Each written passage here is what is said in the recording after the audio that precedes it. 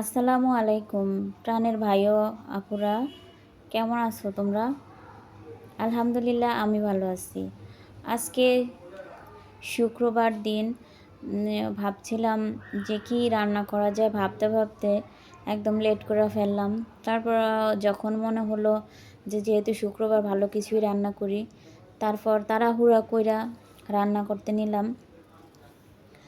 তারপরে এখানে ডিম বোনা করতে নিছি, একদম সিম্পল প্রসেসিংয়ে আমি ডিম বোনা করছি।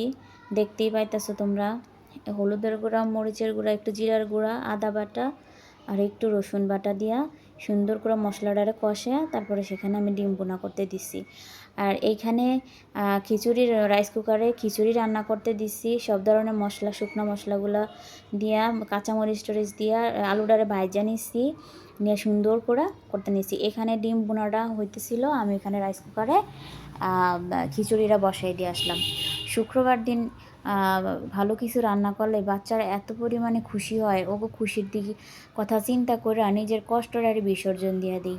মনে করি বাচ্চারা খুশি থাকলেই আমি খুশি, সেজন্য বাচ্চাকে খুশির কথা চিন্তা করে তারপরে ভালো কিছু রান্না করার জন্য চেষ্টা করি।